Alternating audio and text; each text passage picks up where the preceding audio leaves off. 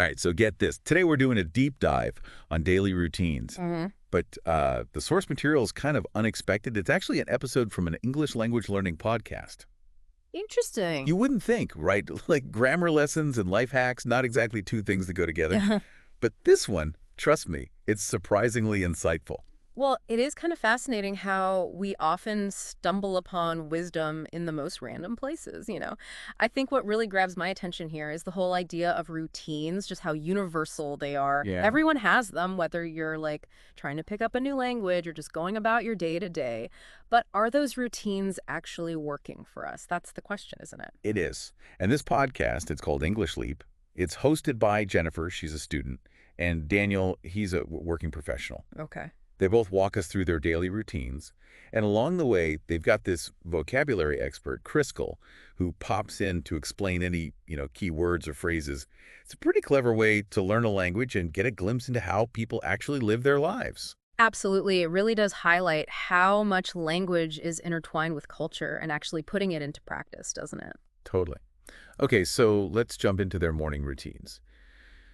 Jennifer, being a student, she has a very, I guess you could say, structured approach. She wakes up around 7 a.m., stretches, and really makes a point of getting organized before she starts her day. Right. And it's interesting to see that contrasted with Daniel's routine. I mean, he's a working professional, so he's up even earlier, 6:30 a.m. Oh, wow. And for him, it's all about hydration and getting ready quickly and efficiently. Yeah, but it's cool. They both really emphasize the importance of breakfast. Oatmeal, toast, a smoothie, whatever it is, Yeah. they always make sure to fuel up before tackling their day. It kind of makes you think about your own routine. Totally. What's your go-to breakfast? And does it actually set you up for, a successful day? It's such a good point. It really raises the question of how intentional we are. Are we just sort of going through the motions in the morning, or are we consciously choosing habits that actually support our energy and focus? It's like, are you setting yourself up for success, or are you setting yourself up for a crash? Exactly. And this is where Crystal, the vocabulary expert, comes in. She breaks down terms like stretch, hydrate, light breakfast, to-do list. It's almost like she's giving us the language tools, right? To not just build better routines, but really analyze what we're already doing. That's a powerful reminder of how much language can shape our thinking about our actions. Like by learning these words, we're not just memorizing definitions, we're actually internalizing the concepts behind them. Right. It's like giving a name to something makes it more real, more tangible. Exactly. Okay, so let's switch gears a bit and move on to their afternoon routines. The big theme here seems to be all about balance. Balance. Yeah, balancing focus with breaks. Jennifer and Daniel, they both stress the importance of staying on task, but they also know it's crucial to step away and recharge. What's interesting here is how their approaches to recharging are so different, right? Jennifer, she's all about physical movement, like stretching or going for a walk. While Daniel, he opts for these short mental breaks to clear his head. It really does highlight the fact that there's no one-size-fits-all approach to this. It makes you wonder, are you a movement person Yeah. or a mental reset person? Or maybe like some kind of hybrid of both. Exactly. The key is to be self-aware, right? Figure out what actually helps you to regain that focus, to prevent that dreaded afternoon slump from hitting. Oh, speaking of that slump, both Jennifer and Daniel, they're big believers in a light lunch to avoid it. Salads, sandwiches, nothing too heavy that will just weigh them down. Oh, yeah. It's like strategic fueling. It is. And I think this is a good place to mention how crucial food choices are, for our energy levels and how well our brains work. Like what we eat has a direct impact on our ability to stay focused and be productive. Totally. And this is another spot where Crystal's vocabulary choices really bring things to life. She uses words like focused, recharge, regroup, sluggish, knockout, and energy slump. And I don't know about you, but just hearing those words, I can almost feel it. I know, right? At midday drag, Yeah. or the satisfaction of just crushing your to-do list. It's a perfect example of how powerful language can be. I mean, it doesn't just evoke thoughts, it actually brings up feelings and sensations too. Okay, let's shift gears one last time and head into the evening. The whole vibe definitely changes, It becomes much more relaxed and focused on winding down. Jennifer, she loves to go for walks after dinner, Okay. while Daniel finds peace in music or walks after work. It seems like both of them really prioritize disconnecting from the demands of the day and just carving out space for themselves to actually enjoy their lives. Yes. But they're not just like vegging out on the couch, right? All right. There's an element of activity in their relaxation. And you know what I love? They both have this little ritual of brushing their teeth and washing their faces to signal the end of the day. I do that too. It's almost like a symbolic act, right? Like cleansing and resetting before bed. It really speaks to the power of rituals, Yeah. even the small ones, to bring structure to our day and help us mentally transition between different phases. Absolutely. Their dinner choices are pretty interesting too. Simple, but satisfying. Jennifer enjoys pasta with vegetables or a rice bowl, Sounds good. while Daniel goes for grilled salmon and veggies or a stir fry. It's not about elaborate meals, it's about nourishment and enjoyment. Which is great. It really challenges this whole idea that routines have to be rigid and restrictive. Yeah. There's definitely room for flexibility and personal preferences within a well-structured routine. And of course, we can't forget about Crystal, the vocab queen. She chimes in with perfect descriptions like unwind, reset button, wind down, and herbal tea. Oh man, I can practically smell that chamomile brewing. Me too. It's amazing how many of these words have like a deeper meaning too.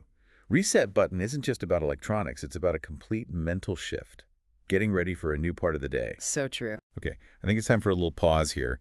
Let's take a moment to reflect on what we've uncovered so far.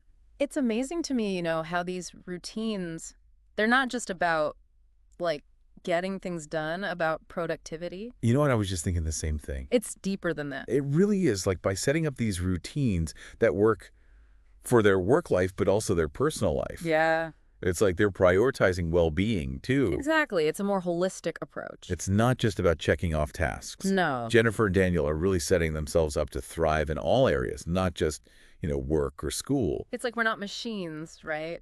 We Yeah. can't just keep churning through tasks endlessly. We need time to recharge, For you? to reconnect with ourselves, to actually enjoy life. So far, what do you think is the biggest takeaway from the routines? Like, what really stands out to you? For me, it's that emphasis on intentionality, on making conscious choices. Like, every little decision matters. Every single one. From the moment you wake up to the moment you go to sleep, it all adds up and shapes your day, shapes your life. Absolutely. It's not just about, having a routine for the sake of having one. It's about actively designing a routine that actually reflects what you care about, what you want to achieve. Exactly. And keep in mind, it might take a bit of experimentation to figure out what works best for you. Right. It's like we're all scientists in our own lives. Yeah. Testing out different habits instead of chemicals. Ooh, I like that. There's definitely that element of curiosity and self-discovery involved, isn't there? It's kind of funny, I'm surprised by how much we've learned from an English learning podcast of all things. I know, right? It's like I knew. valuable insights can pop up in the most unexpected places. It's a good reminder to just be open to learning no matter where it comes from. So true. Okay, before we wrap things up here, Yeah. should we do a quick recap of what we've learned from Jennifer and Daniel's routines? Yeah, let's do it. All right, so first up, morning routines. They really do set the tone for the whole day, don't they? They really do. Whether it's through stretching or drinking water or having breakfast or even just taking some quiet time for yourself. Yeah, absolutely. Then we move into the afternoons and the focus shifts to maintaining that focus we work so hard for in the morning. But not without breaks.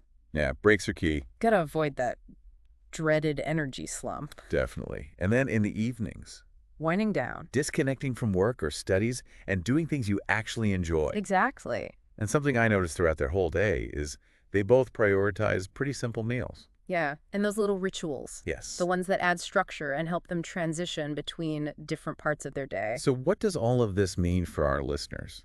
How Yeah. can they take what we've learned and actually apply it to their own lives? That's the big question, isn't it? I think the most important takeaway is that we have the power to consciously design our routines. It's not about blindly copying Jennifer and Daniel.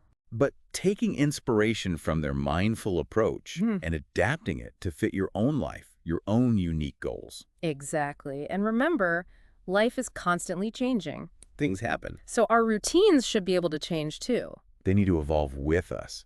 So here's a question to really get you thinking. Right. Instead of just having a routine, going through the motions, Yeah. how can you actually actively design a routine that really plays to your strengths, a routine that's going to help you achieve what you want to achieve. That's a great question. We can take what we learned from Jennifer and Daniel, right? For sure. Even if our lives look totally different from theirs. Absolutely. There's still some really valuable lessons there. What parts resonated with you the most? What can you adapt to fit your own life? I really encourage you to experiment, Try it out. Try incorporating some of the things we've talked about, like mindful mornings, strategic breaks throughout the day, nourishing meals, evening rituals, that kind of thing. Yeah. See how those elements impact you? See how they impact your energy, your focus, all of that. Exactly. Pay attention to what works. And what doesn't. It's all about finding that sweet spot, that balance between having a structure and still having the flexibility to enjoy life. A balance between productivity and enjoyment. It's funny, who knew an English learning podcast could be so inspiring? Right. Yeah. Just goes to show you can find these amazing insights anywhere. As long as you're open to them. So keep exploring, keep experimenting. Keep designing a life that really works for you. That's what it's all about. And on that note, that's a wrap on our deep dive into daily routines. We hope you enjoyed it. Yeah, we hope you learned something new. Maybe even got a little bit inspired to shake things up in your own life. Until next time, keep those brains buzzing and those routines humming,